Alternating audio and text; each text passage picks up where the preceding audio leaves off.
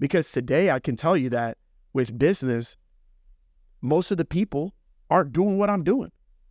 And I don't care, because it's always been like that for me throughout my entire life. I think that's one of the big secrets is you've got to be willing to stand out. You got to be willing to stick out.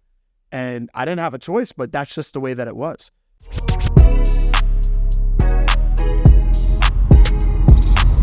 This is Secrets for Success. Welcome to the Secrets for Success podcast. Greg Todd here. This is our first episode, and I'm so excited that you guys are here.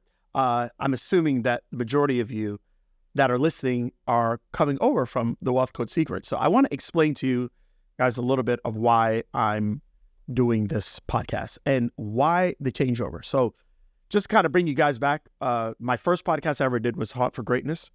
We did over 500 episodes, and that was just me talking and me sharing what I was going through as an entrepreneur, as a business owner.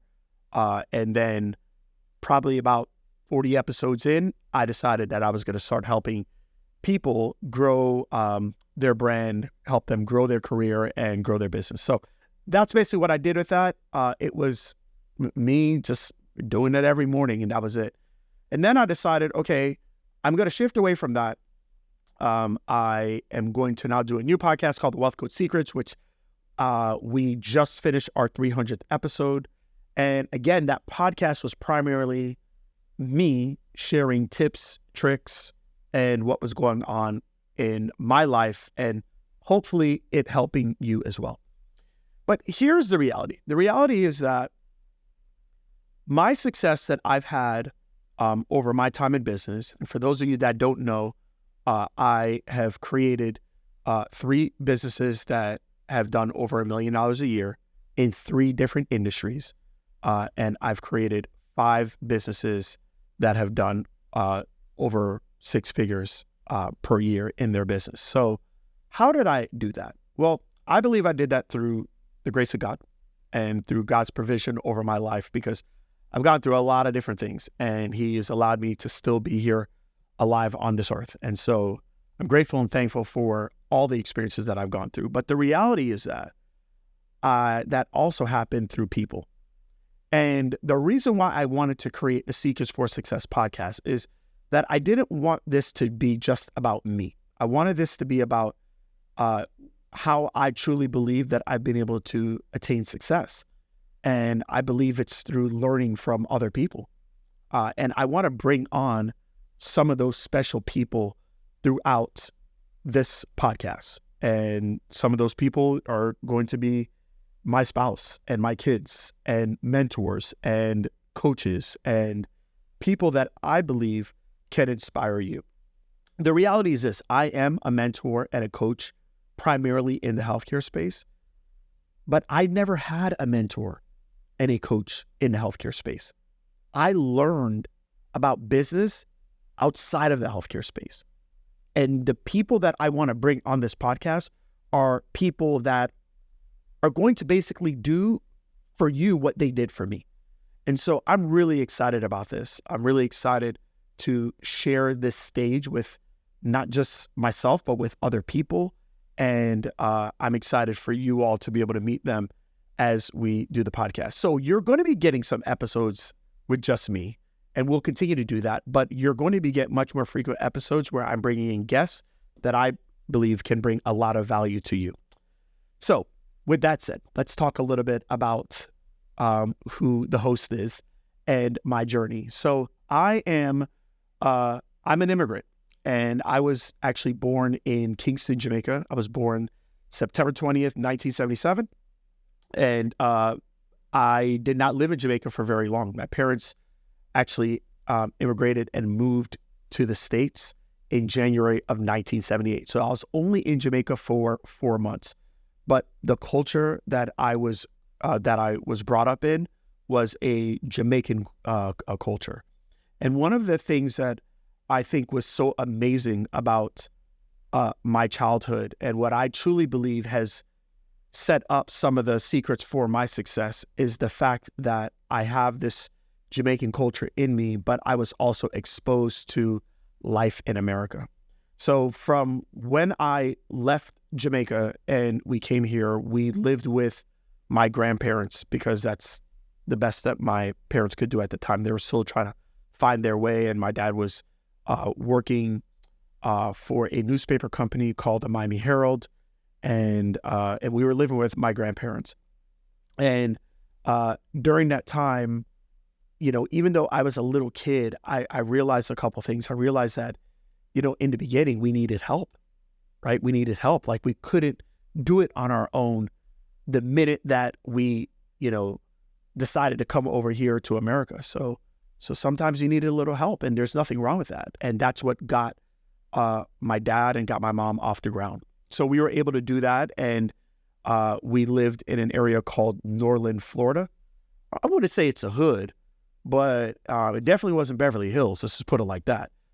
It was a rough neighborhood. It was a tough neighborhood, but we were there for about 4 or 5 years, and then my parents decided that they wanted to have their 2 sons at the time, myself and my older brother Mark, and they wanted to move us to where the best schools were, and that was an area at that time called Pembroke Pines, Florida. And so Mark, myself, my mom, and my dad moved out of Norland and moved to Pembroke Pines. And that honestly really shaped me. It shaped me. And I look at like how my communities are today, where they're so diverse, and it's not just a bunch of Black people, and it's not a bunch of Hispanic people, and it's white people, it's Asians, it's this, it's that. And if you even look at my businesses, if you look at everything, they're just diverse. It's all different types of people. And it's because I actually grew up in Pembroke Pines. And in Pembroke Pines, I was like the one Black kid in all of my classes. And I grew up with people that didn't look like me. And it shaped me, because today I can tell you that with business, most of the people aren't doing what I'm doing. And I don't care, because it's always been like that for me throughout my entire life. I think that's one of the big secrets, is you've got to be willing to stand out. You got to be willing to stick out. And I didn't have a choice, but that's just the way that it was. And I really believe that I believe that I had the perfect childhood to set you up for success. I was the poorest kid in a middle-class neighborhood. I saw the other kids have the cool stuff and get the awesome gifts for Christmas and get this and get that. And I was exposed to it, but I couldn't have it. And so I didn't feel sorry for myself, because I feel like my parents did one thing for me, and that was every year they sent me back to Jamaica. And I'll never forget this, you guys. When we would go to Jamaica and I would leave, like back then, you had to go to Miami International Airport, because that was the only airport in South Florida that took you to Kingston, Jamaica. And I remember on our way from Pembroke Pines, driving, my parents would drive me and my brother to the airport, and they would ship us off to Jamaica for the summer. And when we were on our way driving from Pembroke Pines to the airport, we would have to pass I-95 and go to the airport, and we would go through cities called Culmer and Brown and what's the other hood places? Liberty City and these other places. And it was rough. Like it was like, oh my gosh, man, you never want your car to break down in the hood here, right? And then they would get us to the airport, and my brother and I would get on the plane, and we would, fly over to Kingston, Jamaica. And when my uncle or my aunt would pick us up from the airport, I remember within 2 hours driving from the airport to their house, seeing people on the side of the street naked, seeing people, I'm talking totally like emaciated, like just bones, and just all you see is ribs, and they don't even have enough money for clothes. You'd see people coming up to your car when you would get to a stoplight and banging on your window and boop, boop, boop, boop, boop, boop, boop, boop, right? And just, please give me something. And just realizing the perspective of how life was so different, and how I might have been the poor kid in the middle class neighborhood growing up, but I felt so rich when I would get to that island and realize how fortunate we have it here in America. And that shaped me. Between me being the one black kid in my class and knowing that I was never going to fit in, I was never going to be like and look like everybody else, to being in a neighborhood to where I saw nice things, but I just couldn't have them the way that the other kids have it. But then also having the perspective of seeing that as poor as I thought I was so rich relative to the rest of the world. I believe that all of those things combined set it up to where I had to be successful. Like, I had to be successful. I had a level of gratitude of what I did have, but I also was aware that there's a lot of things that I didn't have. And I think a lot of people, they're just stuck in their environment. They've never seen anything good. So they don't even know that there's anything to even work for. I think that there's some people to where they have everything so good. And because they have everything so good, why should I work for anything? I think there's also a lot of people that all they know is all they know, and they've never been able to see the other side of things and the other side of the world and third world countries. And I think all those things together have allowed me to be set up for the success that I eventually had. Now, I want to tell you a couple other things. For me, I've always been a kid that was trying not to get in trouble, but I got in a hell of a lot of trouble. I was a tyrant growing up. My parents will tell you that I was, they said that I'm either going to be extremely successful or I'm going to go to jail, and because I'm going to go to jail for drugs. That's it. I've always been extremely obsessive in whatever it is that I did. So whether it was sports and playing baseball or playing basketball, I always wanted to win. And I got that from my dad, in understanding that here, my coach says it like this. My coach, Ed Milet, says, winning is more fun than fun is fun. And I've always been extremely competitive. My dad instilled in me something from an early age, and he said, hey, whatever you lack in talent, we can make up for in repetitions. And so I've won a lot of competitions. I've won a lot of races. I won races from when I was, growing up in elementary school, where there was a race called the mini marathon, and I won it 3 times in elementary school and beat the entire school out with just what I did because I trained so hard.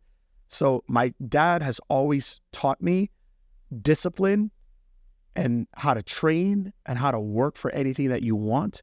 And you can basically get anything that you want in your life. And that's what's made me me.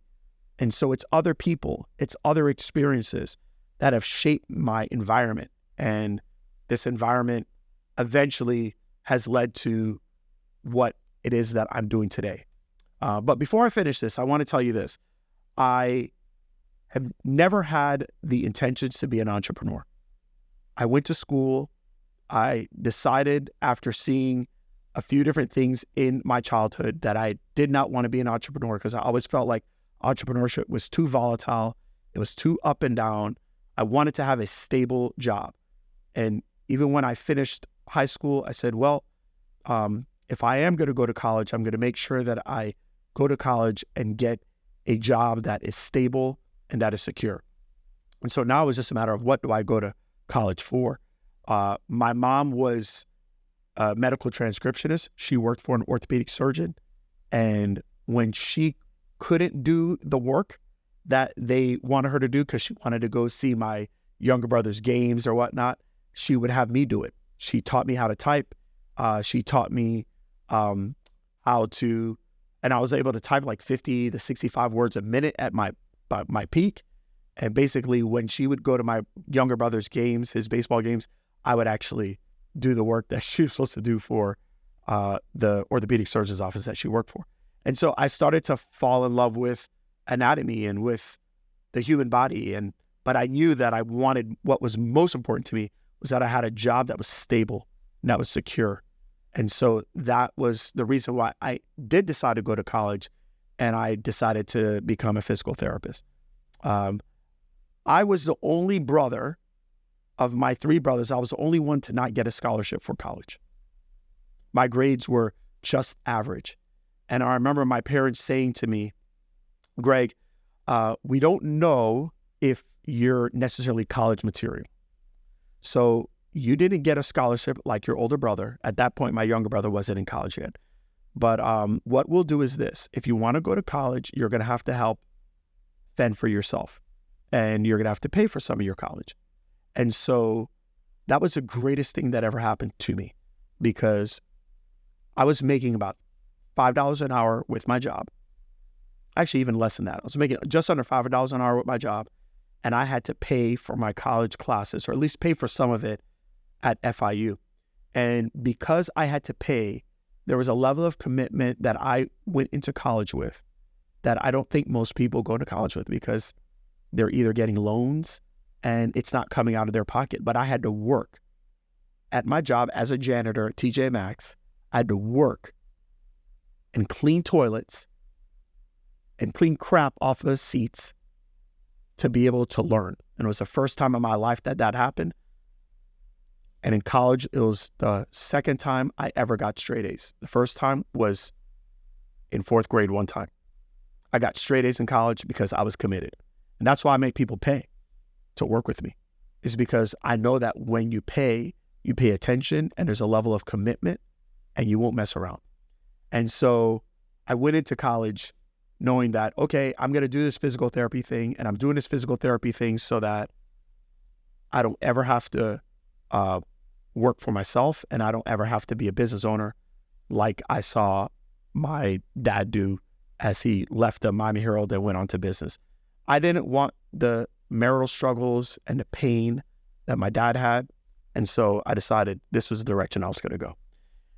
So I'm going to kind of finish off by just telling you that I decided to become a physical therapist.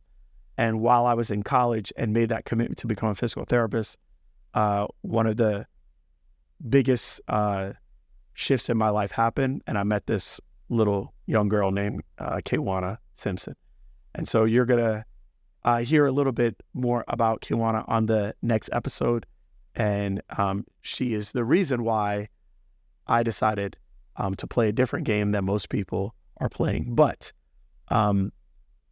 it's pretty important that you know a little bit about who I am, what makes me me, why I'm wired the way that I'm wired. And I hope I did that in the first episode. So I want to tell you, thank you so much for being a part of the Seekers for Success podcast. I hope you guys enjoy it. I hope you guys enjoy the guests that come in. I hope you guys enjoy the stories that I tell. And, you know, I'm not going to tell you what to take from the stories, but I'm just going to ask that, you know, as you hear me say the things, take your own conclusion from it and use it to better yourself.